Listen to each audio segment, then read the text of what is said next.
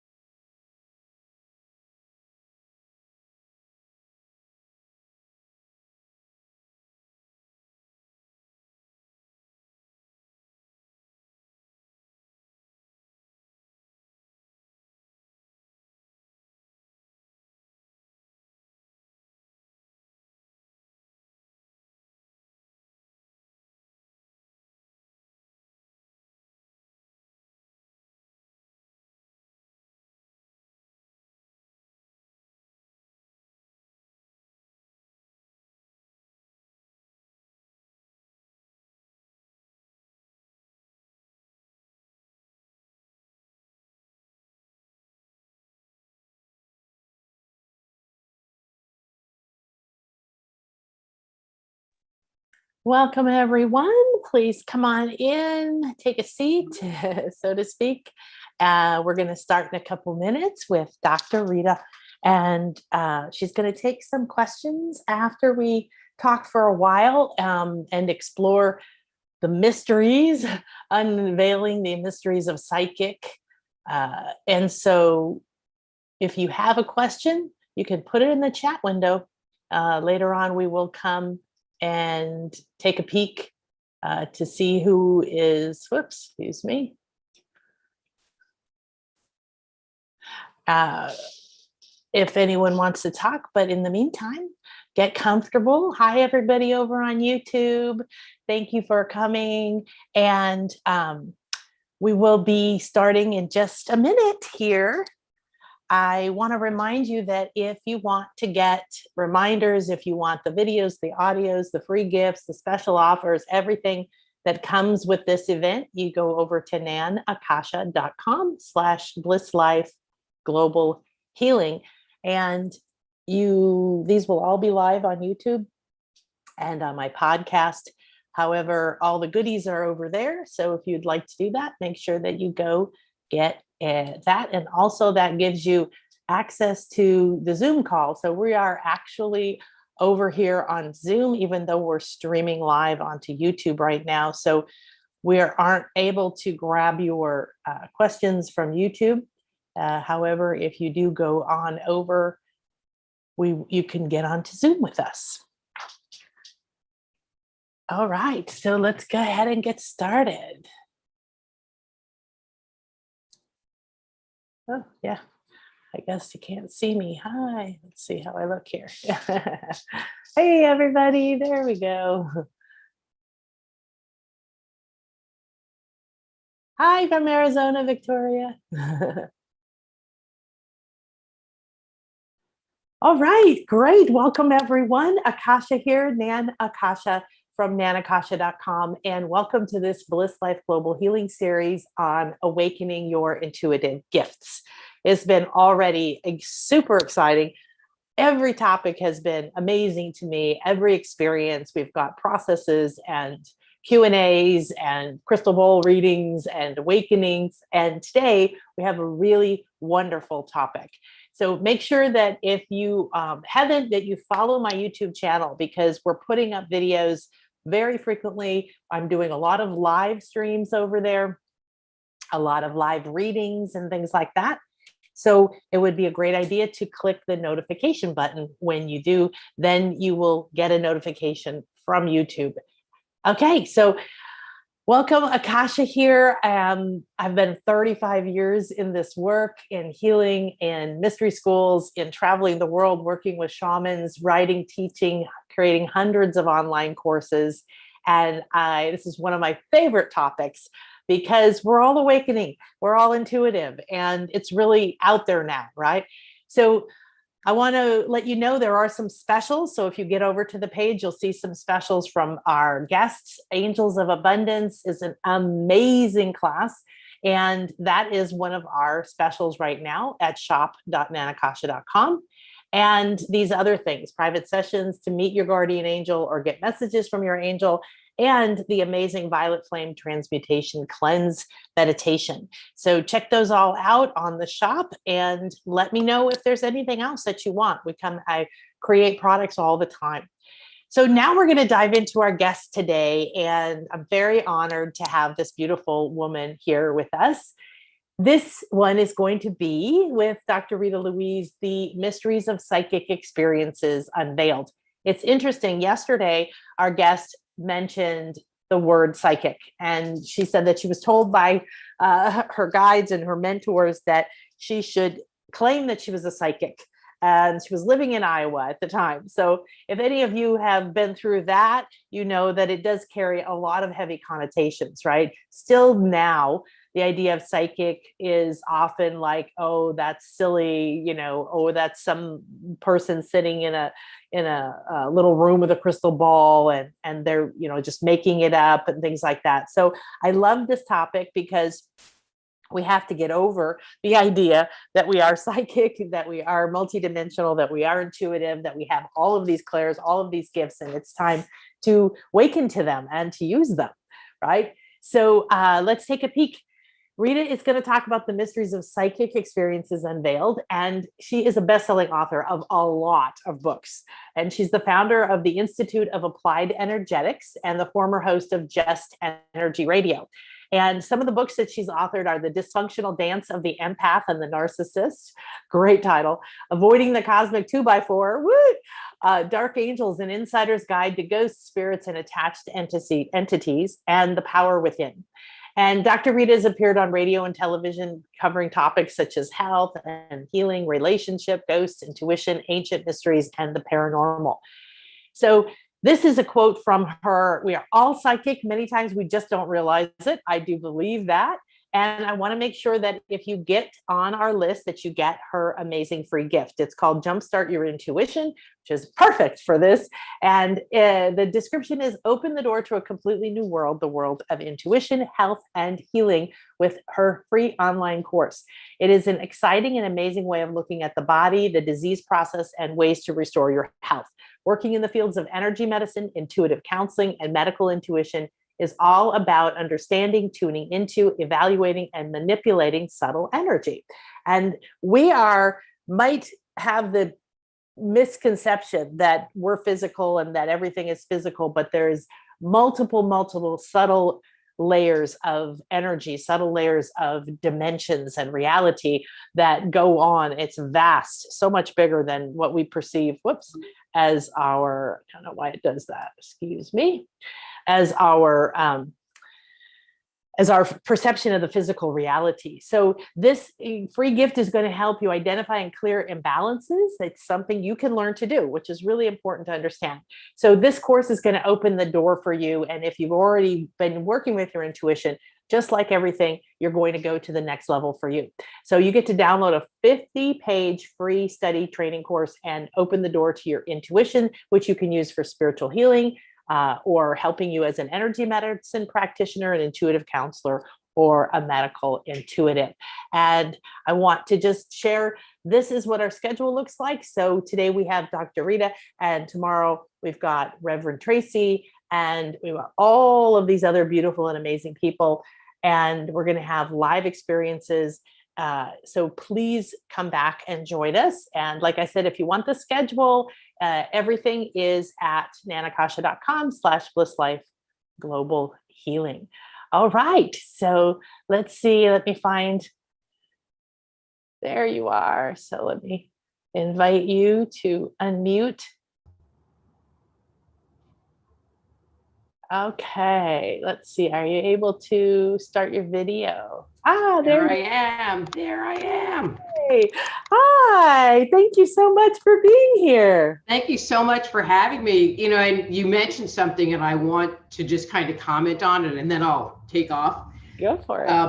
About the word psychic just having such a bad connotation. But in my world, there really isn't any difference between having intuition and being psychic, other than the word. That's exactly. Yeah. So yeah.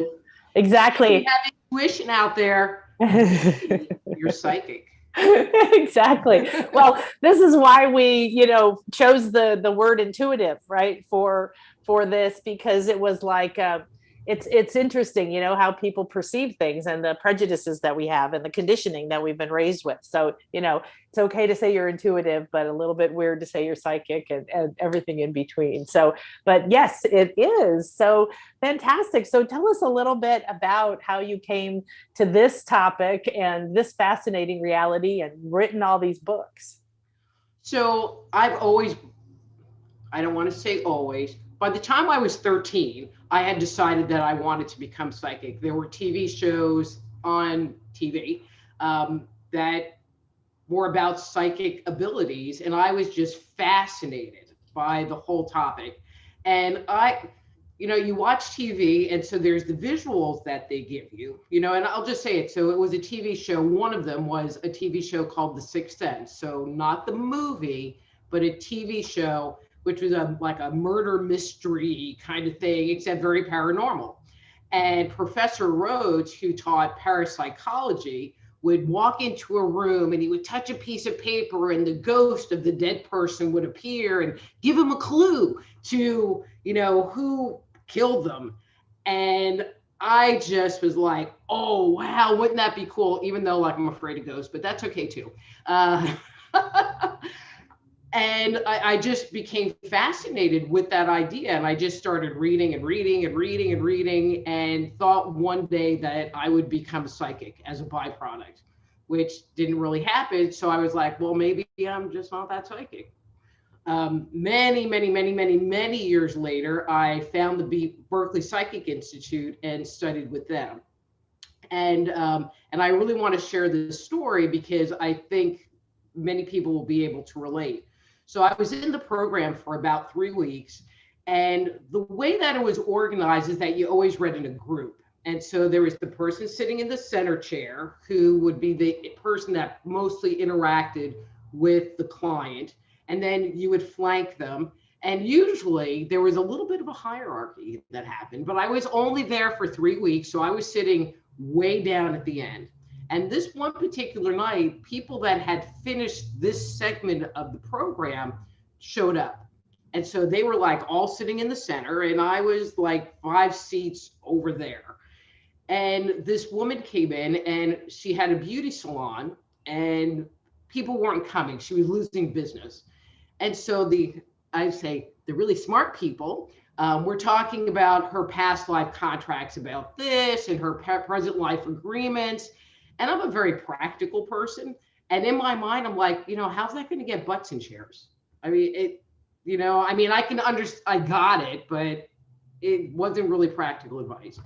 So they're talking, and I just kept seeing this woman with really long, straight red hair walking up to a workstation with a purse and slamming it down on the counter. And this image just kept running through my head. And so they finished talking, and the woman who was facilitating it said, well, is there anybody else that has anything to say? And so I raised my hand, which apparently you didn't do. And they said, well, what are you noticing? And so I started talking, and they said, well, when you read with your eyes closed. So I don't know if anyone's tried to talk with their eyes closed, but it really is a learned skill.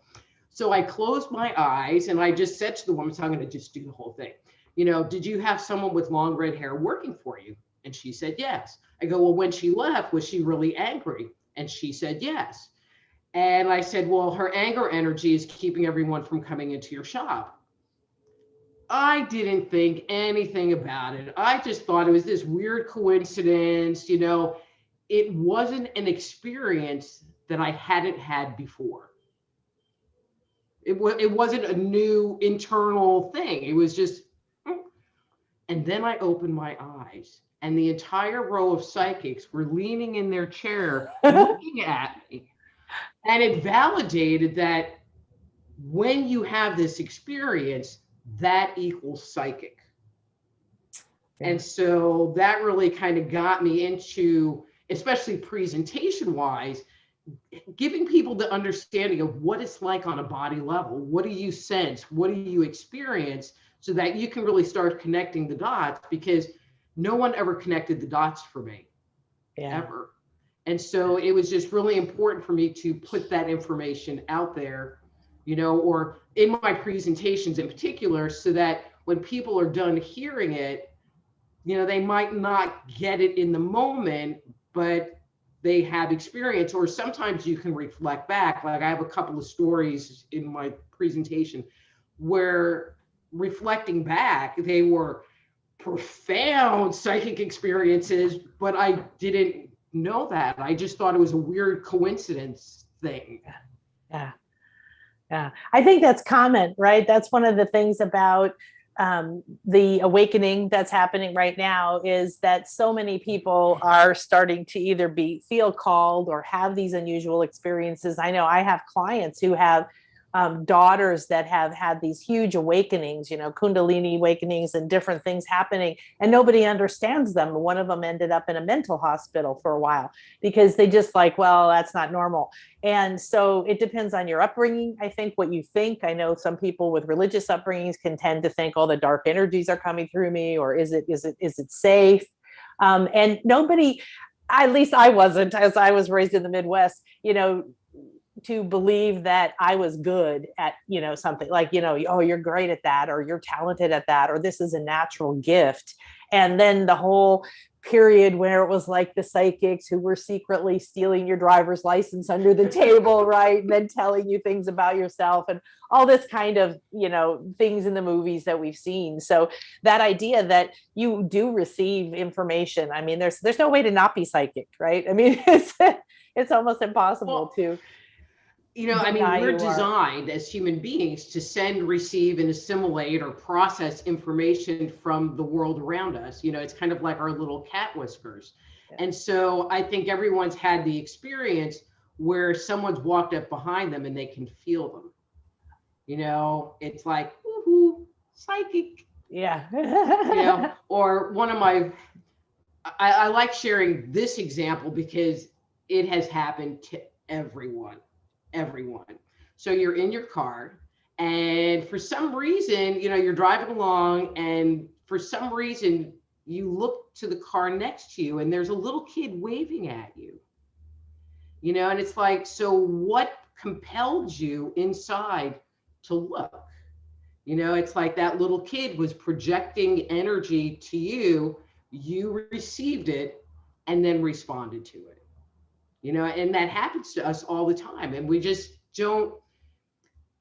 I don't think people are more psychic now. I think there's a lot more permission for people to be psychic, or there's more information for them to understand and recognize that they're receiving what's going on and then having the opportunity to validate that, ooh, this happened. Because I'm going to say there's more vocabulary now. Back in our day, there wasn't vocabulary to really support it, and it was just this big secret and no one would really talk about it openly. Yeah, exactly. Well, we've had, the hundreds of years of, witches and all this kind of thing, and nobody wanting anybody to be receiving direct information or knowing that they can receive direct information. So yeah, one of my best friends that now I met her and we were in London together and we decided to go out, just walk out around town for the day. And it was, instead of having a plan, we were like, we're just going to listen to guidance, we call it, right? We're just going to see what happens. And it was the most delightful, amazing experience. It would literally be like, should we turn left or right? Should we go? And suddenly she's running up and saying, I have to talk to that person. And she starts talking to them and find out there's something in common, and just like, it was an experiment, I guess, right? In just listening to that and giving ourselves permission to listen and follow it. And we ended up at this restaurant. I don't even know how we found it in this tiny neighborhood. And the man who owned it came and sat with us and looked at me and, who are you? I know you. It was just, one of these amazing things that if I tried that with my ex-husband or my kids or something, they would be like, what are you doing? There needs to be a plan. So yeah. Well, that actually sounds like a lot of fun. I've never done that, but that sounds like a lot of fun. Yeah, it's really fun. And then I started doing it by myself. I called it dating my higher self. I just said, well, I'm going to go out and I'm going to do the same thing instead of being with a couple people and saying, what do you think? And together. So yeah, I highly recommend it. So, well, tell us more about what psychic is. What does that really mean? And how can people start to embrace it despite their potential prejudices to the idea? Well, I mean, where do I want to go with this? So our bodies are designed to, as I said, send, receive, and assimilate information. And that's done by what's called the chakras. And the chakras are energy centers that line up and down the spine. And there are 7 primary chakras, and each one receives information at a different frequency, but it's invisible, As human beings, we're projecting. So if I'm having a bad day and I got like my bad mojo going on, everybody can feel it. They know like, stay away from her. But the chakras tune into different things. It's kind of like a TV, like radio and TV. Right now there's all kinds of electromagnetic radiation flying around, you know, cell phones and Bluetooth and, you know, stuff, electronic stuff. And we can't see it, but we know it works because it's validated because we can talk on our cell phone. But what's the process? It's like, and I'll use TV because I think it's easier. You know, so a TV network broadcasts this signal out there. Okay, not cable, not, you know, but when you had the antenna and it just broadcasts it out there, and then you in your home have a specialized piece of equipment that can take that frequency and convert it into something that creates an image and sound on your television set. And so the chakras work in the same way. But for example, one of our chakras is really good at receiving audio, you know, so if you're talking on the phone or you're listening to the radio, it's just audio. Where one of our other chakras is really tuned into receiving visual information. And so each of the chakras has a different function in our ability to interact with the world around them and our ability to communicate, to navigate, that's a better word, to navigate the world around us. You know, they talk about people who are schizophrenic or have some kind of mood disorder type thing, and they put them on medication. And one of the things that the medication does is it shuts down their ability to receive that information, and they don't feel right. And that often that's why they will go off of it, is because they're not processing in the way that they're used to processing. I mean, they're used to like being overloaded with information, and now they have nothing and they feel cut off from the world. And it's, I can't even imagine not having that dynamic happen. So there are 4 major chakras that run up and down the spine that house our specifically psychic abilities. The other ones, I'm just going to go through them all real quick, but focus a little more on the psychic ones. So our first chakra is at the base of the spine, and it's responsible for our survival information. It's where we ground into the earth. And so when we're feeling grounded, when we're feeling whole, it usually means that our first chakra is activated. It processes the emotion of fear. And so as an example, if you're walking down the street at night by yourself and 2 kind of unsavory people are coming down the street in the other direction, it's like, what happens? It's like your heart starts to beat, your breathing speeds up, and your body automatically goes into survival mode. Your fight, flight, and freeze response automatically activates. But when that's happening, your first chakra is going because it's not processing that information anymore, or it's shutting down all the other things that you can do because you really don't want to be like grounded and chill when you're scared. And one of the little commentaries I want to make, you know, with the whole COVID thing and all the crazy going on the planet, people's first chakras are really being affected right now. And so I don't know if the people listening have been feeling like very unfocused, hard to ground, really out of sorts, you know, kind of testy. Congratulations, you know, you're having some first chakra issues, but it also is an indicator that you tend to be a little bit more prone to receiving energy from the world around you. Okay, moving on. Yeah. Makes sense though? Oh yeah, definitely. And somebody mentioned mood issues. I've been all over the place. Yeah, I know. Yeah, and that overwhelm is interesting. As I have clients who they open up, so to speak, they start to be willing to access their gifts, so to speak, and then they get, you know, nonstop. I have one client who's like 24/7, they're just talking to me, everything is like, you can control this. Let's, let's turn the volume up and down a little bit. So yeah, but I do think that that's a collective thing, right now, is the sense of we don't know what's going to happen tomorrow, right? It could change, and we've been doing this over a year now, so we don't know if it's going to get better tomorrow or worse, or what the news is going to be. And there's a definite uncertainty and ungroundedness. But I think it's actually good in the sense that we have to learn to not be attached to what we think things should be, because things need to change. So. My goal for this past year has been to breathe. Yeah. It's like, you have the stuff you really, you need to do, or you could do, but for where my energy is, it's just more important to just breathe and be whole and to feel grounded inside. That's my goal. Be here, not much, in fear. Be present. Be present. Yeah. Moving up to the second chakra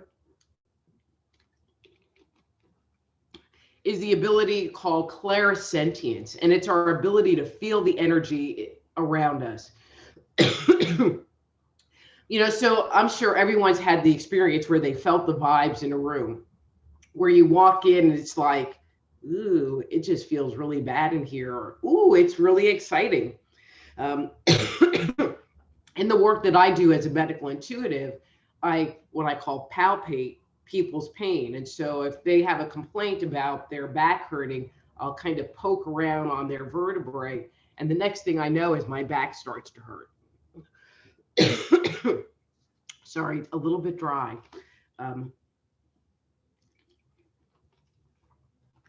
And the range of energy, it's not necessarily just bad energy. And I'm going to tell a tacky story, but I used to do a lot of ghost hunting, and every so often you would go into a house and you'd be walking through, and I'd be feeling everything. And I'd walk into a bedroom and they would laugh at me because I would just stand there and do this. And they're like, what's going on? Are you smelling something? And I was like, no, there's just a lot of sex energy in here. Because it's really palatable. Oh, funny. Yeah. I think that's another fear that's out there is when people are around people like us that can see things, people get uncomfortable, that you can see that you might know or perceive something about them that they don't want you to know. Well, and now I gather, after my experience, that I've been this way my whole life. And I really am glad because, I joke around and say, well, I have to put my psychic glasses on. I have to intentionally look to see something, or else I just, turn it off, And so other than the feeling part, that part I can't turn off so well. But the seeing part, I can choose to look, or I just live my everyday life, so just never ask me a question about somebody, because I'll just be like, oh, yeah. Bing, bing, bing. You open the door. Third chakra sits kind of in the stomach area, doesn't have a psychic ability, but it controls our will and willpower. And so, those people that like have really big energy and it's just everywhere, big third chakra people. And then there are the people that are just kind of shy and timid. It's about will. It's like about projecting yourself out there. And so they maybe have a little third chakra. Fourth chakra, no psychic ability, but it really is very important. The fourth chakra sits in the middle of all of the chakras. So there are three above that we're going to talk about, and the three we've just covered. And it's all about balance, and people identify this with the concept of unconditional love, where we love other people unconditionally. I'm like looking at the clock, how much time I got to even like touch on this. One of the things that's very important that is really overlooked by our society is it's really important for us to love ourselves first, because if we can't love ourselves first, then we really are not being unconditional with our love that we give to someone else. And, you know, the fourth chakra, and this sounds really bad, it sounds really egotistical, but it's about me. You know, it's like when we sit there and we go, well, what do I want? We're always tapping our chest. We're always tapping on that fourth chakra. And so as you're moving forward, even though it's not a psychic ability, it's really important to check in with yourself, because if there's some place that's not congruent, you know, in one of those other chakras, this is where you're going to find out. Well, what about me? How does this make me feel? And me is really a lot of the times forgotten. And it's really, really important to acknowledge and validate yourself. Yeah, that was a huge fear, because I was trained like, go be the best you can be, but don't think you're great. Don't be vain, and don't, you know, don't show off, but do, you know, this whole idea. So yeah, it was a very difficult transition to do that. But the heart is interesting, because people talk about the heart a lot, right? I felt it in my heart and this in the heart. And so it's very interesting for you to explain that it's not a psychic center yet. It is a balancing circulation, to me, is what I always get. Mm-hmm. It's a circulation center, right? It's how do you do this and who you are in that center, being present in the center. Yeah. Exactly. Moving on. Fifth chakra sits in the throat. It is the seat of our clairaudience, which is clear hearing. And there's two parts to that. There's hearing our inner voice, you know, so what's important to me, you know, what do I want? It's that ability to listen to yourself. And then there is receiving spiritual communication, you know, so I always joke around, you know, I have what I call the peanut gallery, and there are these spirits, there's like 3 or 4 that sit over here. People are like, well, who are they? It's like, don't know, don't care, but they are the best backseat psychics on the planet. They are great, because I'll say something to a client and then they'll be like, don't tell her that. This is what you need to tell her. It's like, shut up. But then I just recommunicate it. I love it, backseat psychics. They're great. Because if I ask them a question, you'll love this. If I ask them a question, they never answer me. Backseat. It's when I'm in motion that they like throw their 2 cents in. You know, kind of like asking, what do I want? We a lot of the times don't listen to ourselves. And so we get confused as to, is this spirit talking to me? Is this spiritual communication? And so this is my attitude toward it. Spirit nags. Would you agree? Spirit nags? Yeah. Yeah, you can borrow that. It can depend. I know you wrote a book, The Cosmic 2x4, right? Wow, you know, when you had one of those spiritual 2x4s, you're like, shit, didn't I listen? And I had a car accident, and after that, I realized now it was one of those like jumps in my awakening or whatever. And I remember thinking, oh, there really are these, you know, these things talking to me or communicating. And then I got this very strong visual of almost like, hey, psst, hey, psst, psst, hey, over here, hey, over here. You know, like, exactly. I like this subtle. Oh my gosh, you know, and often we just miss it all and go off and go, why did that happen? I thought I was listening to guidance. Yeah. Yeah, sometimes not so much. If we're thinking something, you know, like, well, what do I want for dinner? And we might get, well, I want a hamburger. And then if we ask ourselves 15 minutes later, it's like, well, maybe I want to get Chinese food. You know, that's our mind. That's our, you know, our psyche. But when it's our spirit, it's like, well, what do I want to do? So I'll use myself as an example. So I left the Berkeley Psychic Institute and moved to Washington State. And so I just kept asking, well, what's my next step? What's my next step? And they just kept saying, well, you need to go back to school. You need to go back to school. You know, and I would ask like over and over. So I got a hypnotherapy certification. I got my Reiki certification. I did some other stuff. And I would ask, what do I need to do? And they would just keep telling me, go back to school. And it was like, okay. So I ended up going back to school and got my degree as a naturopath. And as soon as I was in the program, I knew that's what I was supposed to be doing. And that was, I mean, I would took like one semester, and then the next thing I knew, I had all this even more. I already had a bunch of health information coming through me, but now it was like vitamins and supplements and all kinds of other stuff that was like, okay. And what was interesting is I got done with that and I asked, well, what do you want me to do now? And they're like, oh, well, now you need to get your PhD and write a book about it. I'm like, oh, God.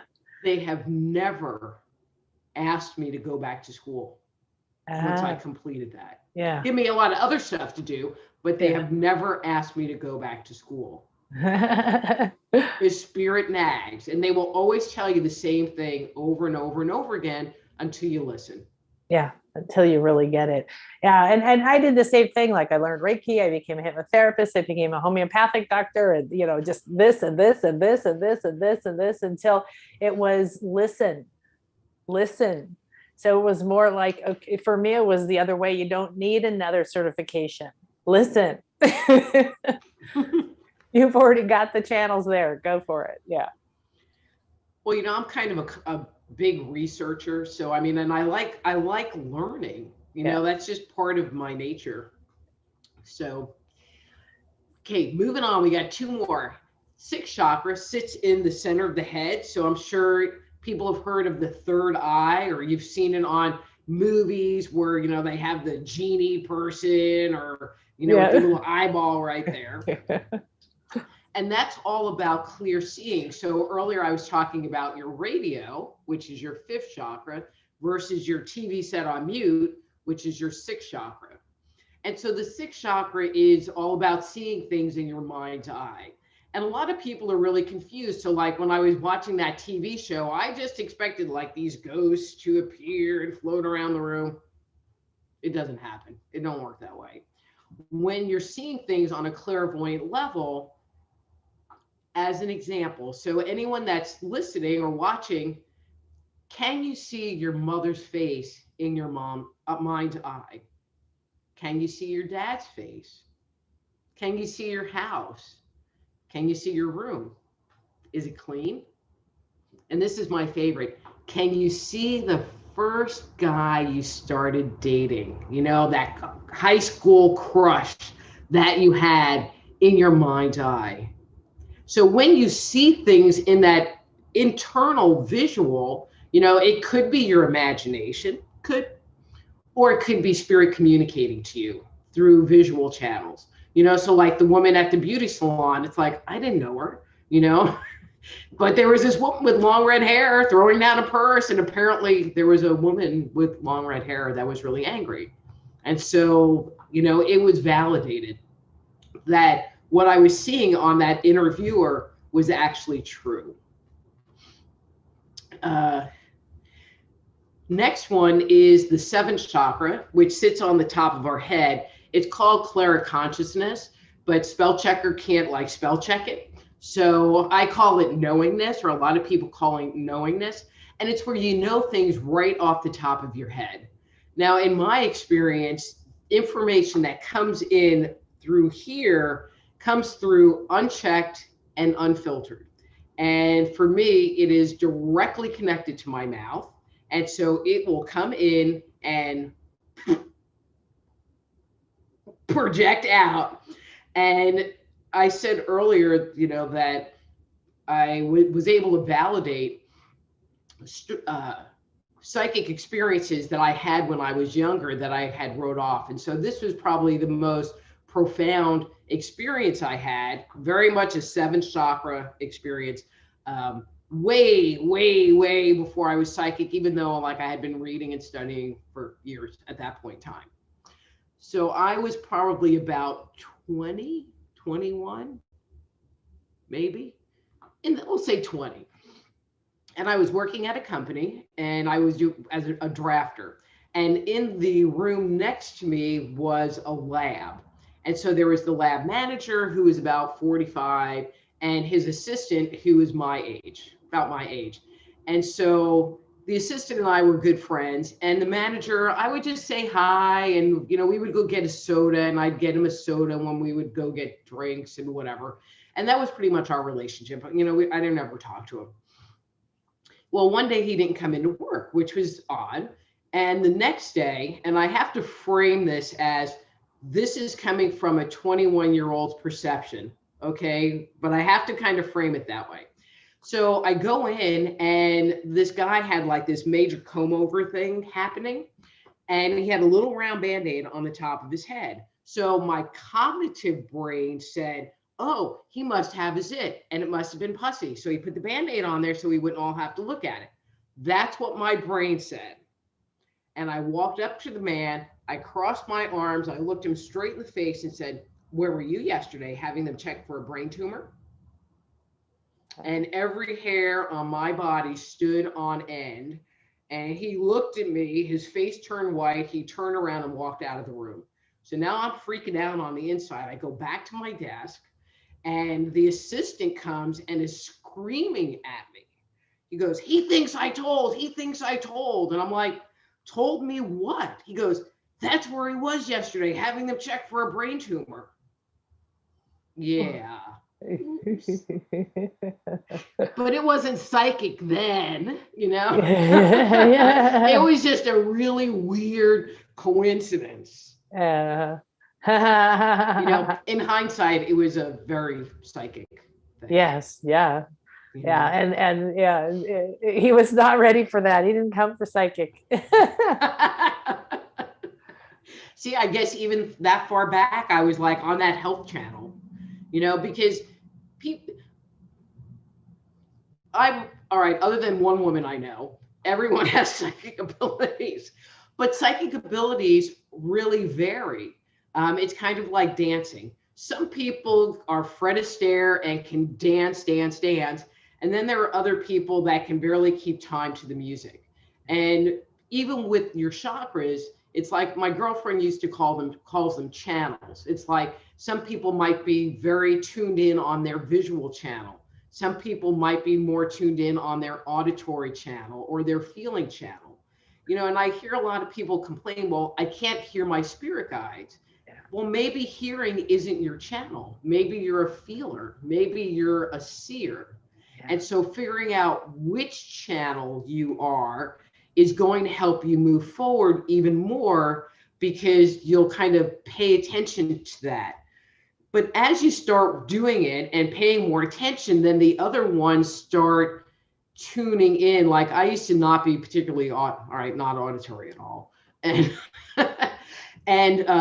But, I've been doing this work for forever. And so, now I consider myself pretty multimedia, even though, if I had to pick my weakest one, it's still my auditory. Mm. Well, and this is the question I get from a lot of clients, because I share with people that, 30 some years ago when I first, everything fell apart in my life and I went, there must be something different. So I went seeking weird stuff, right? I would go to a meditation group and then everybody would talk about I saw this and felt that and this, they got this information and blah, blah, blah. And I got nothing, absolutely nothing. And I'd go home and cry. I'd feel like a complete loser. And it was a really difficult time, but I was so driven that it kept happening. But it was years before I was visual. It was years. I just started like more with the feeling, or maybe sensing some pressure or seeing a color, that was, oh, I think I saw pink, and that was my big excitement for 3 weeks, because I think I saw pink, and then like you were saying, the more you work with it, I was just driven to work with it and practice and constantly. And I started working with animals, and then they started, communicating. And then one day it was like somebody just turned on the movie projector, and I get just constant like movies and streams, or if I get on a session with a client, and it used to be like, okay, we're going to tune in and we're going to, there was a little process, and I do all of that before I even get on the call, because often now it just starts coming. It's just I see this, I see that, this thing is wanting to talk. And there is this stream, I think I'd call it, like a constant stream of information that comes in. So yeah, and I'm glad you said that, because a lot of people are like, I don't hear, or do you really hear? Because I'll say I'm hearing, but I don't necessarily hear a voice, outside of me saying, tell them to go to school, like that. But there's that inner, maybe that's more the knowing, that it's like, okay, this is what you're meant to do. So so if you start with what you are already receiving or perceiving and you focus on it, then the other ones are going to begin to come online. Mm-hmm. Exactly. And one of the things that I'll say people talk about is about opening their chakras. I need to do these meditations to open my chakras, but it really isn't about focusing your attention and like open. It's but it's about validating what you're receiving, and paying attention to what's going on around you, because psychic stuff happens to us all the time, but we just don't acknowledge it. We don't recognize it. We just write it off as just some weird coincidence that's happening to us, and write it off. I'm looking at the time. I'm going to tell a quick story. Yes. So it's really interesting, raising kids when this is what you do. And so one day I was in my office, and which was in the house. I had always had a home office. And my dog was in the living room, and she was up on top of the sofa barking. So it was a poodle. And so I went over and I thought, well, maybe she wants to play. Maybe she wants to go out and check in on her. So I'm playing with her, asked her if she wanted to go out, and she just jumped right back on the top of the sofa and was looking over in this one direction. So I go and I look, and there's this man standing in my living room. Okay. And so I'm like, hey, there's a man standing, invisible man. Yeah. And so I get on the phone, because this is how my mind works. And, they were all subject to my mind. And I got on the phone and I called my husband, and I was like, hey, there's this man standing in the living room. Do you have any idea who this is? And he was like, no. I'm like, okay, bye. Hang up the phone, and I'm like, okay, there's a man. Hey, and just went on my day. So like 2 days later, I'm sitting at my desk, and my stepson comes and is standing in the doorway to that room. And it was like where the man was standing was like in line of sight of that doorway. And so he's talking to me, and he just stops and he looks into the kitchen and goes, who's that man in the living room? And I'm like, I don't know. Do you? And he just stopped and looked at me and said, I've been hanging around you entirely too long, and walked off. And so even if you don't think you have psychic abilities, but you hang around psychic people that are just upfront and open about it, it'll rub off.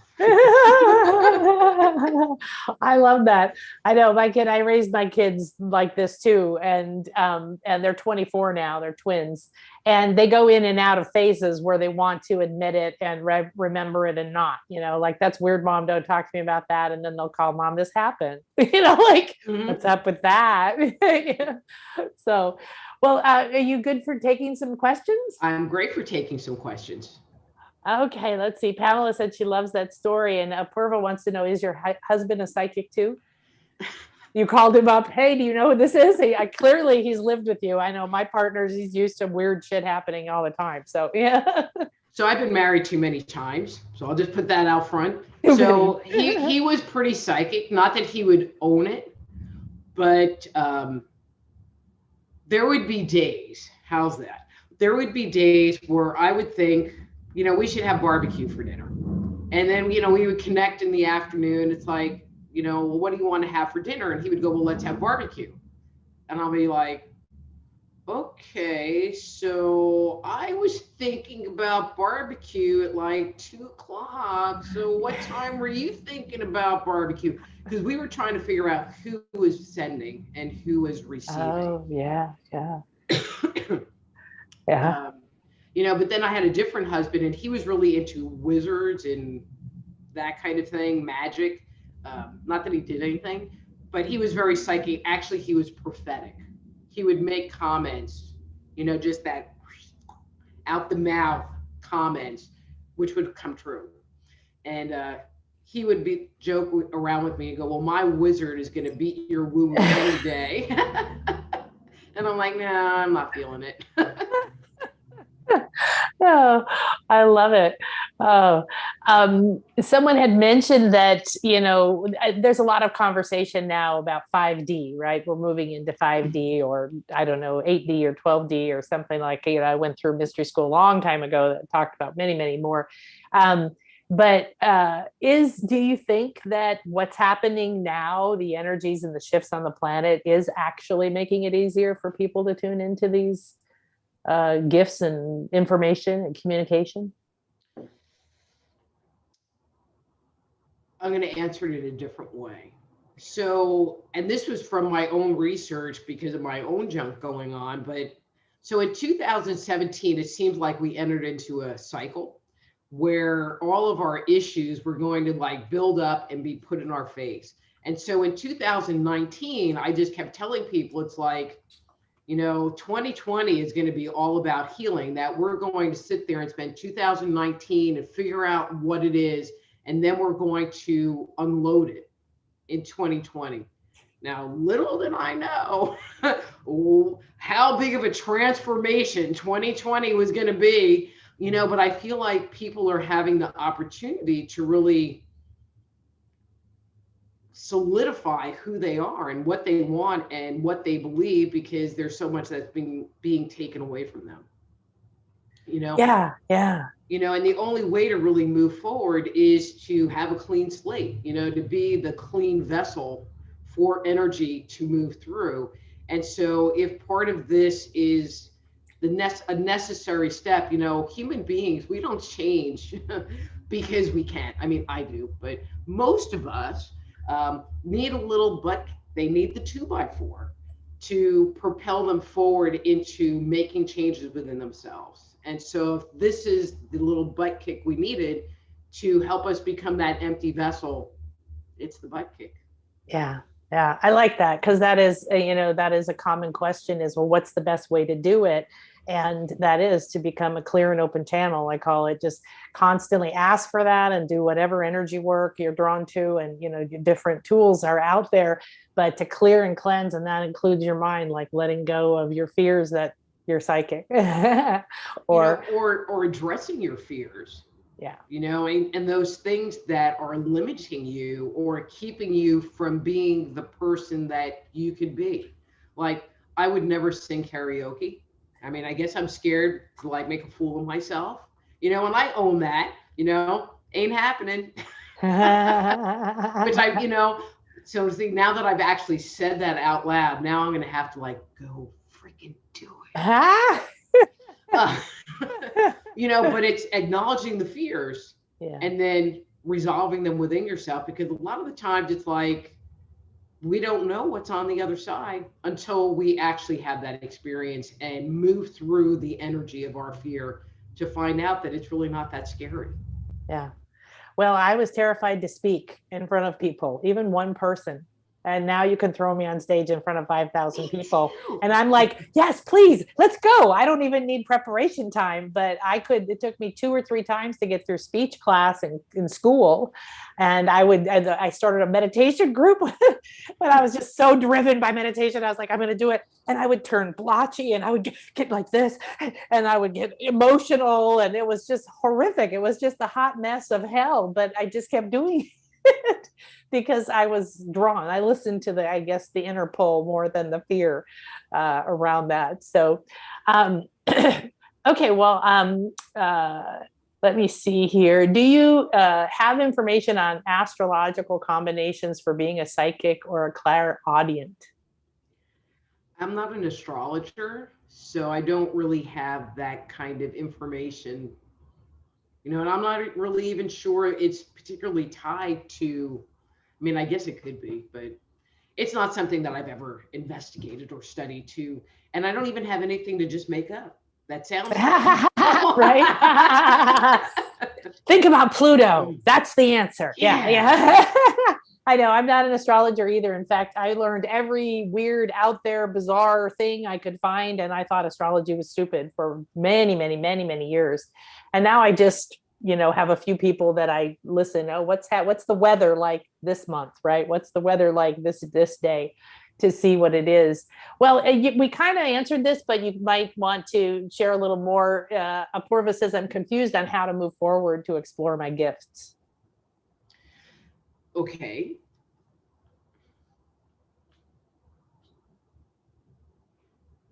So here's a really dumb example.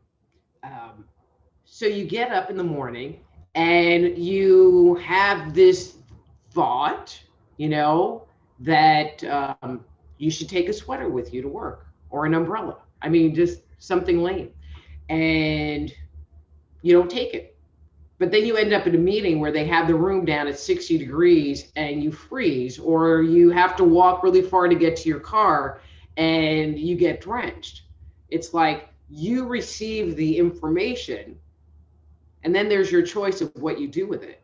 And so, paying attention to that piece of information is really important.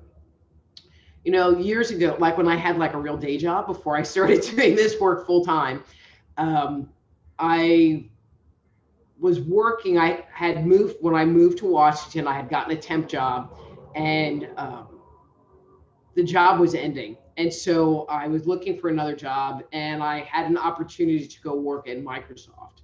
So I was a manager and, had years of experience doing drafting and configuration management. And I wasn't going to be a manager. And so the manager was like, we don't want you to come up with new processes, blah, blah, blah. It gives me this ground rule of, if you work here, here's the box you have to live in, but I needed a job. And so, I don't know, the interview happens, and then I get a call from the HR manager. She said, we'd like to offer you the position, we're offering this much money, blah, blah, blah, blah, blah, when would you like to start? And so I gave her a date, and I hung up the phone. And then I started to cry, and I said, okay, Rita, if you were doing a reading on yourself, what would you tell you? And it's like, you're crazy, don't go there. So I called her up and I turned the job down. And it was a really good paying job for me to not really have to do anything. And then a week later, the woman who I was replacing, who had been on maternity leave, decided she wasn't going to stay, and they offered me a position at that company, and I stayed. Oh, interesting. Yeah. I love that that idea that you've got to start to pay attention to the simple little ones, like bring a sweater. I had a friend that I did some of my early classes with. We're both like doing this energy work, and she was traveling across country with her little kids, and she stayed at our house one night, and one of her kids wet the bed on our mattress, and she's cleaning it, and she's apologizing to me profusely. She said, they kept telling me, take the pee pads, I kept seeing, every time I'm walking through the house packing the pee pads, I'm like, no, she's past that, I don't need them. It's simple. It's not a big deal, right? Pee pads. But it is, when you listen to those, and then you have more courage or trust to listen to the bigger one, like you said, turn the job down, but because you and maybe the people in your life are saying, but that's the practical thing to do, go do the practical thing. Yeah. And then you go in. I had a client who became a lawyer and stayed a lawyer for 8 or 18 years, some ridiculous amount of time, threw up every day from the interview all the way through, because her parents wanted her to. And, so there are signs. This is not what to do. Well, Jenny said she wanted to say thank you. This has been a really informative and fun chat. And now I'm going to unmute you, Pat, or ask to unmute you. So you can see if you can unmute yourself. And Pat has a question for you. Hi. Oh, first of all, I just wanted to say thank you both very, very much for being available for us today. Most certainly informative, and many, many thanks and appreciation. Been personally dealing with a little bit of a struggle. Ended up walking away from a lucrative automotive industry to move up into the boonies to get closer to aging parents, and decide to connect with my volunteering efforts and go back to school for a master's of social work, flush the electrical engineering degree for MSW. And it's been very, very struggle. Numerous things have been coming up, almost like major things that have been trying to detract me from wanting to work with at-risk youth up in the boonies and connect with more of my heart, my soul, and divine light and love. But major roadblocks have been fighting me on it, and I'm really struggling because I think my purpose is to help kids and connect with my heart, but think the universe has been fighting me, and I've been just burrowing through it, kicking and screaming, and really struggling with just flushing it and trying something else, because it's just been a hellish nightmare burrowing through all these major roadblocks, and wondering if you have any thoughts on the subject. Thank you. So let me just ask you one quick question, Pat. So when you sit there and you look at the concept of being a counselor, does it bring you joy? Do you find excitement in it? Do you read every book that you can about mental health and people and emotions and relationships, or are you just going through the steps? I'm really connecting with it, and really absorbing it and learning it, and doing very well, and very effective. When I've been test driving, because I'm just finishing up my degree, and then COVID hit, and I'm kind of burrowed down in a ditch as the tornado of COVID skips overhead. And so I've been doing a lot of volunteering work, jail ministry, working with at-risk youth is really connecting with me, and very effective. Okay. Well, then I have a secondary comment, because the conversation could go two different ways. One, that you're really not passionate about it, but it sounds like you are.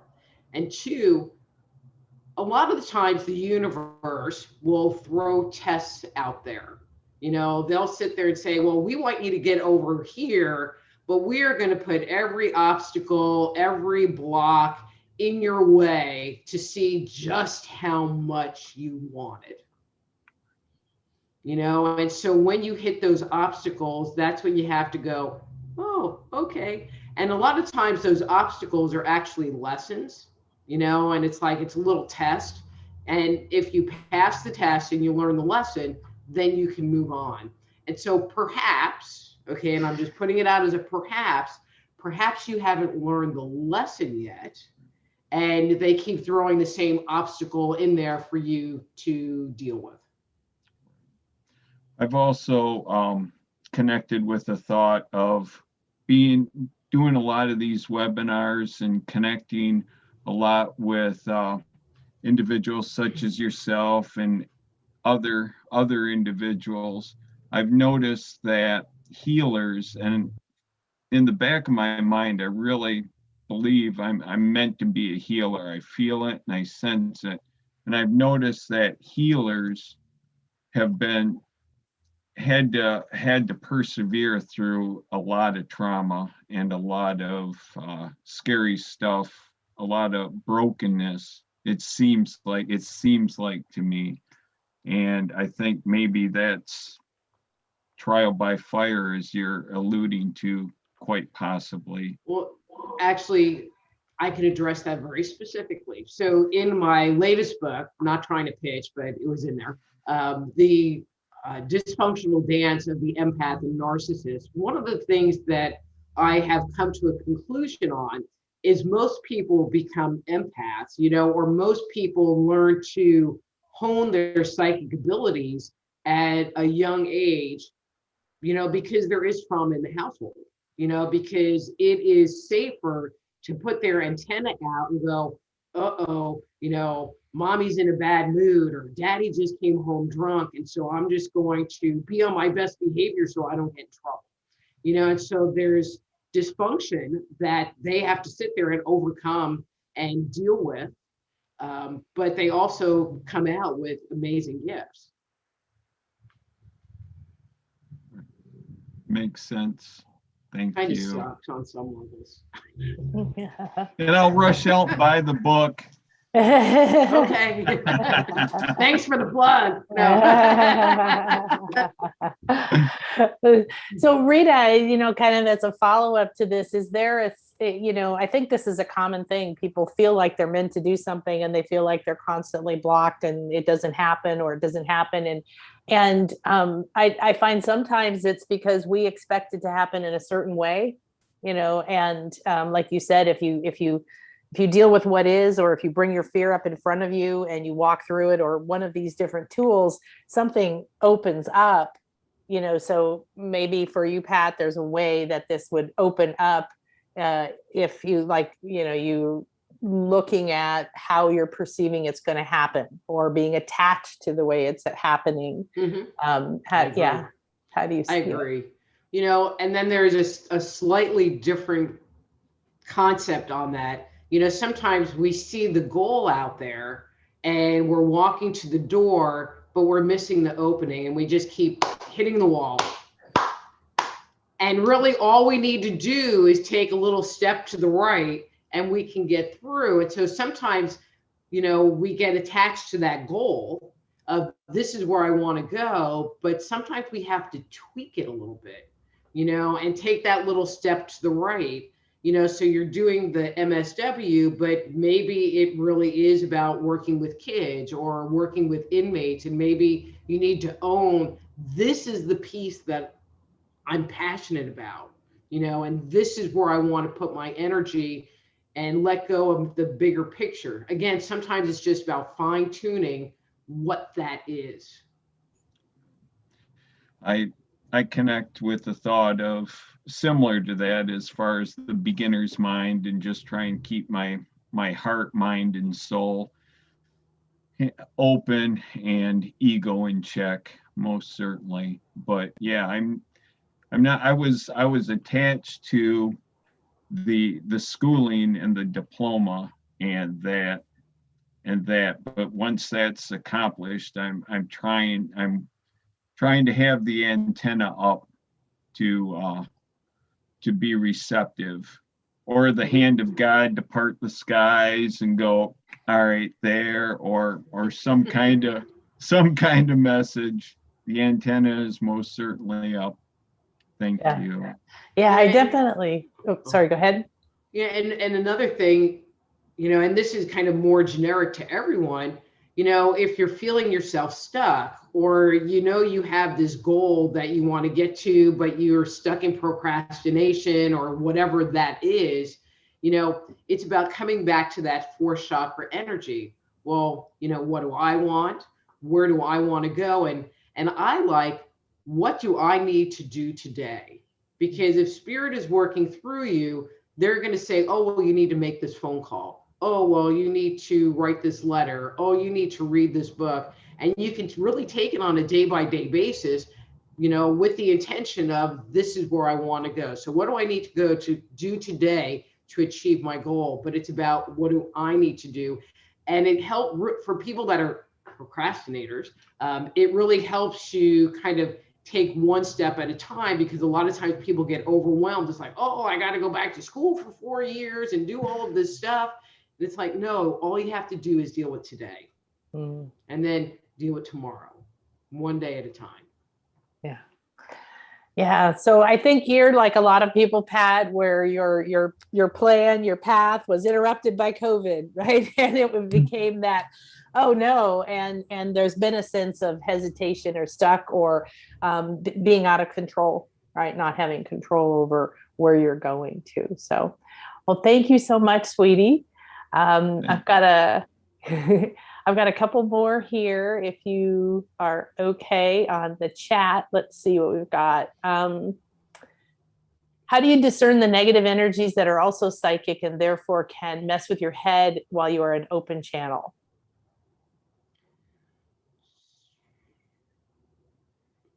So negative energy feels bad. It brings your energy down.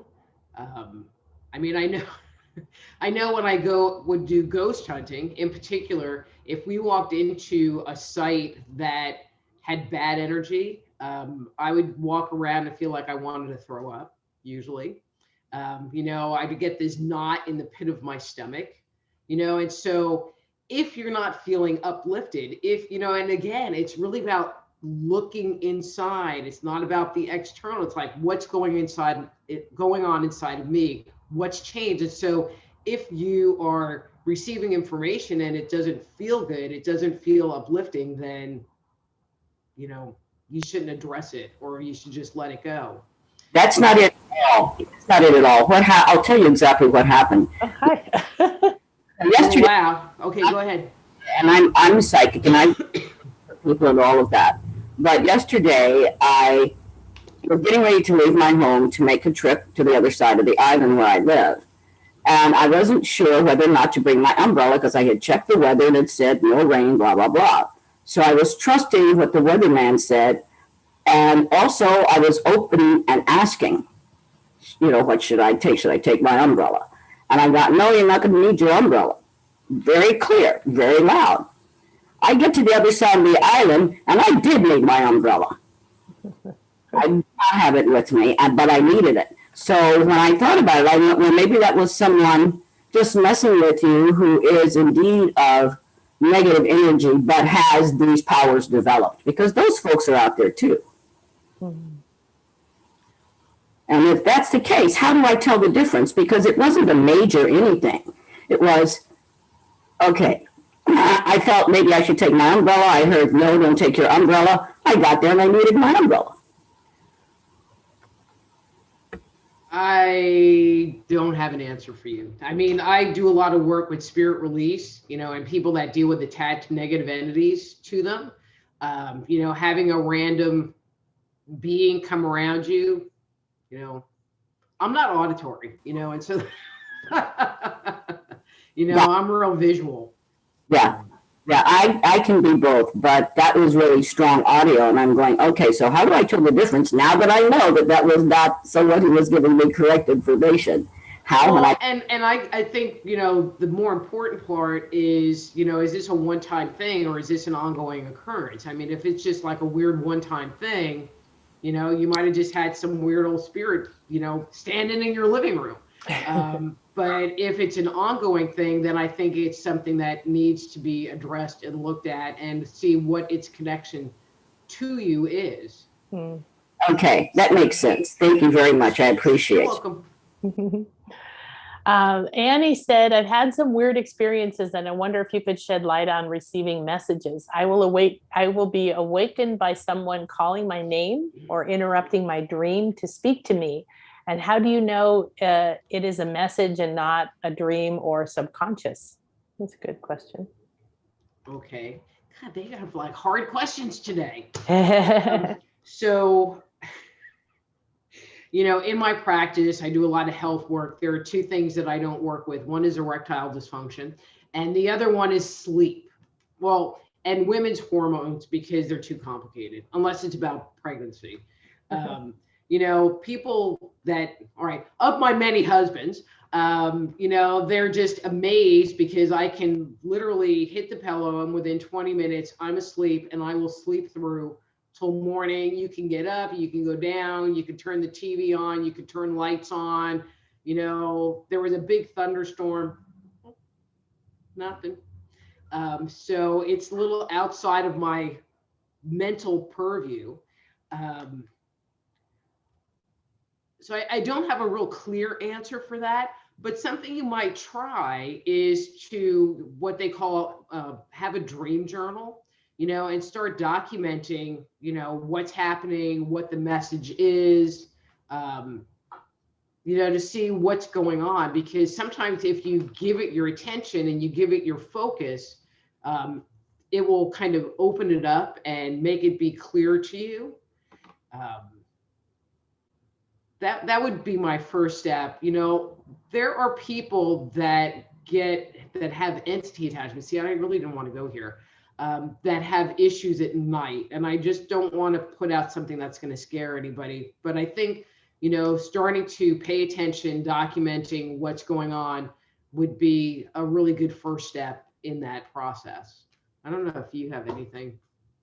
Well, I had myself, I went through many years where I was woken up at 2 a.m. all the time, and then 3 a.m. or whatever, like 2, 3, and 4 a.m. very specifically. And I was going to a channel and I had a mentor. And so the information I was given was that I was being woken up to process information at a particular time of night, because the energies are different, or the cycle of your melatonin, serotonin in your brain is different, right? At 3 in the morning, you're much more psychics, apparently, if you've been having a nice dark room to sleep in, and things like that. So it feels like there's definitely part of you or some entity that wants to communicate, but I don't know, it doesn't feel negative to me, but I do think tracking it, listening to it, when you're woken up, writing whatever, I call it free flow writing, just sit there and write whatever wants to come through. If that's one way that you receive information, or meditate. I think our speaker yesterday mentioned that for a while she was woken up 3 months at 3:33 in the morning, and she put a pallet next to her bed, and she'd just slide out of her bed onto her little meditation seat and then just go into a meditation, sometimes for hours, because she was clear that this was like, hey, we need to talk to you right now, or the energies are good right now, or you may be being directed or guided or educated even. So yeah, play with some of those ideas.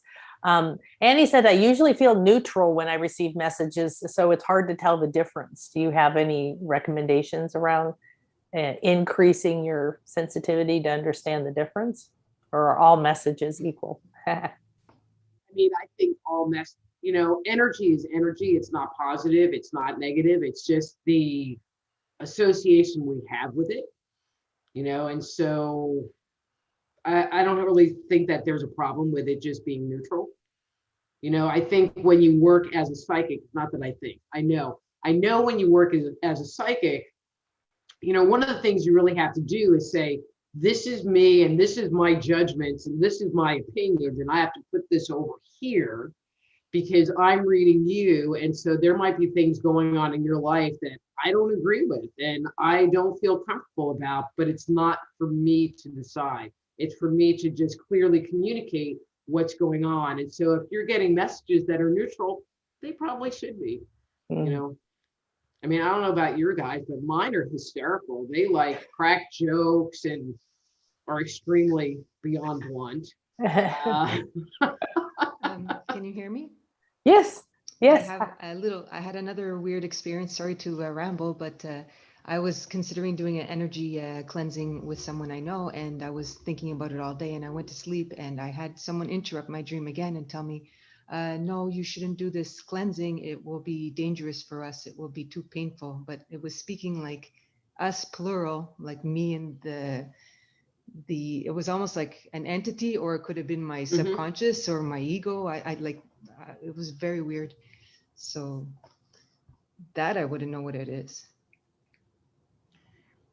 Off the surface, it sounds like it's, an entity.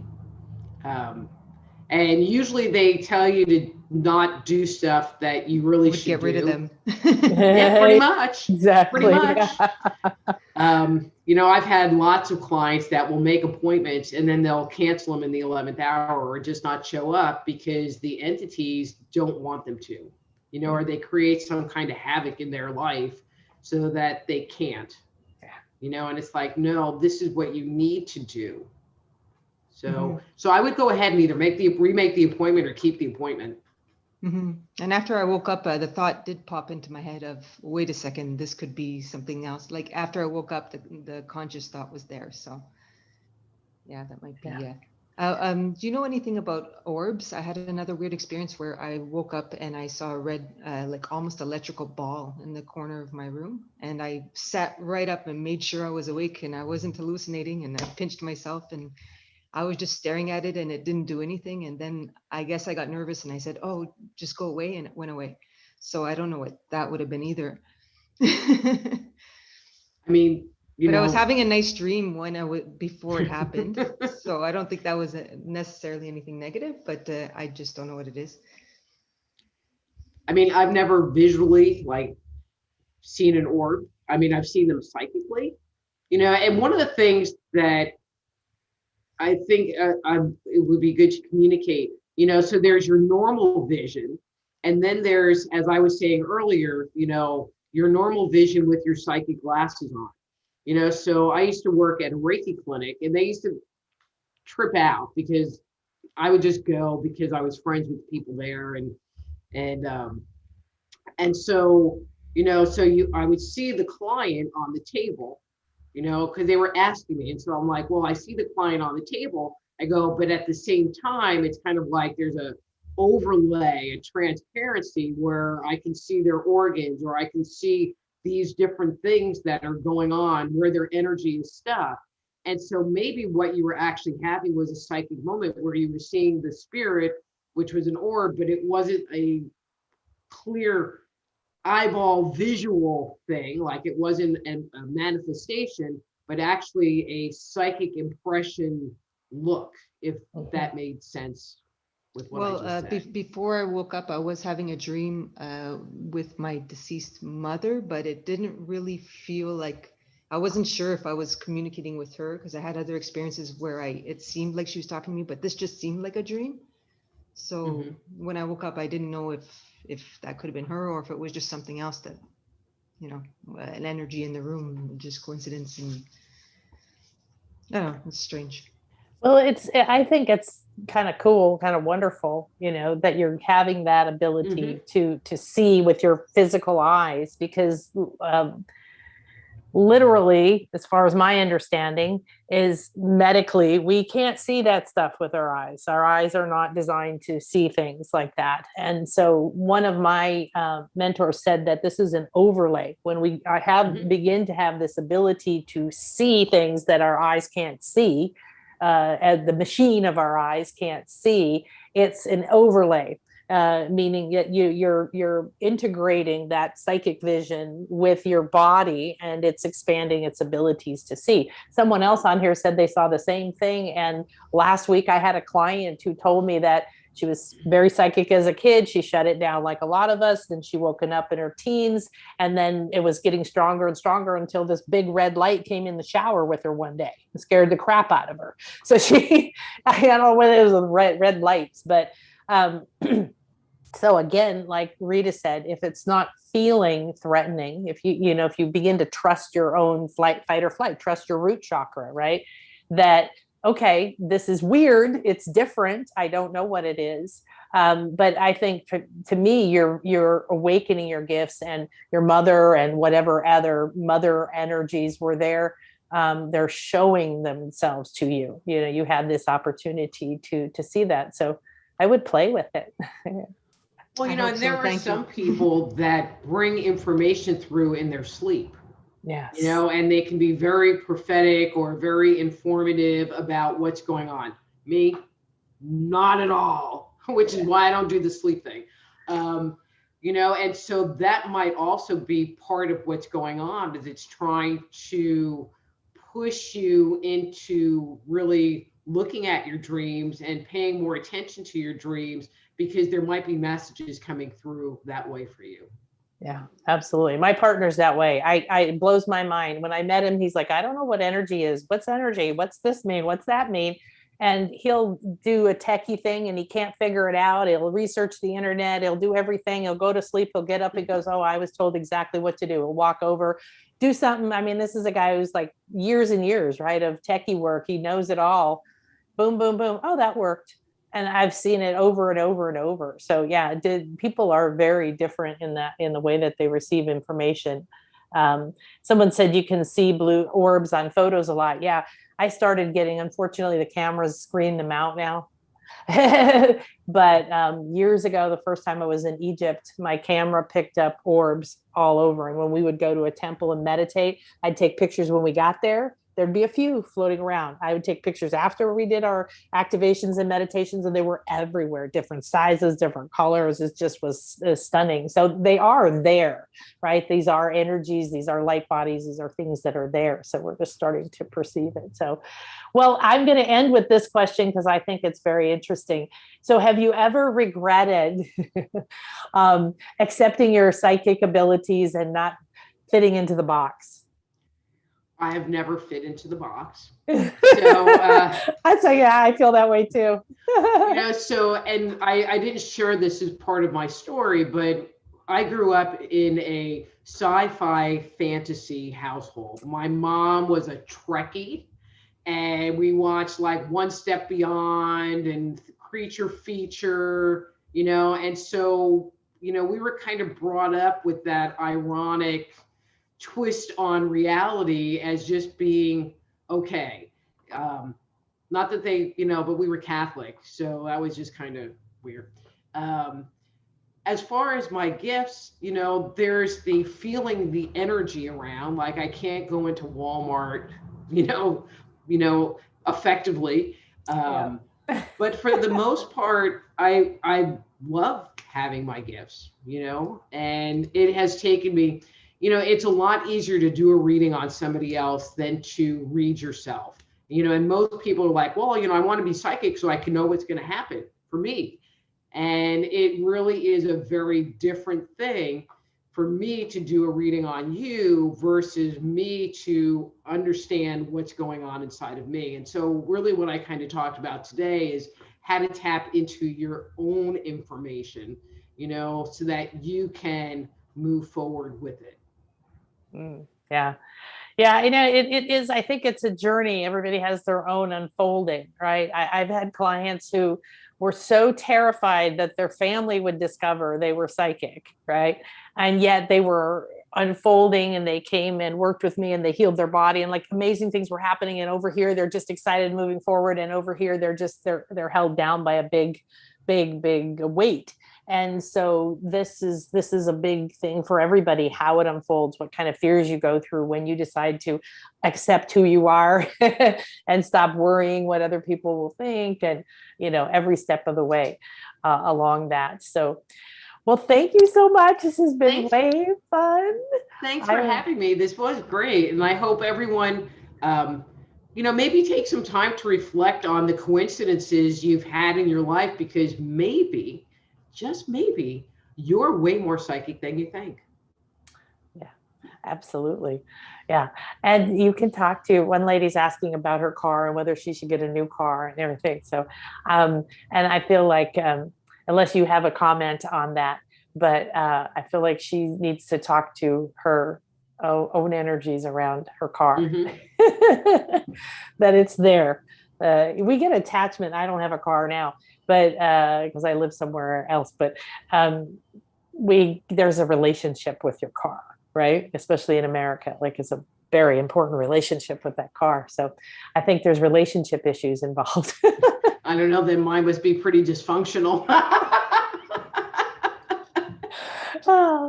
So, well, we're going to give you everything to contact Dr. Rita, but you want to share your website with us? Yeah, it's soulhealer.com, SOULHEALER.com, soulhealer.com.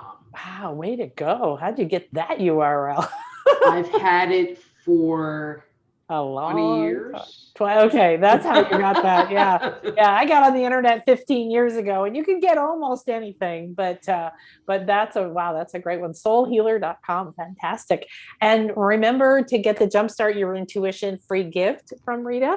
And definitely we're going to have to talk again. This was so much fun. That would be great. Yeah. Thank you. Namaste. Have a beautiful day. All right. Thank you, everybody. Tomorrow, we're going to dive in again, and I'm not remembering at the moment. Let me take a quick peek at who. Oh, I forgot. It's not working. And remember that the replay is available immediately on YouTube for you. No problem at all. Tomorrow we've got Reverend Tracy L. Clark. This is a woman who has some stunning story for you. She was born with all kinds of deformities and challenges physically. She said they really didn't think she was going to live. And you won't believe any of it when you see her. She's healthy and vibrant and stunning. And it's been it'll be an amazing journey about how to elevate your life. So, okay. Thank you, Rita. Thank you, everybody. Have a beautiful and blessed day. I hope I'll see you soon, maybe in the angels class. Bye. Bye.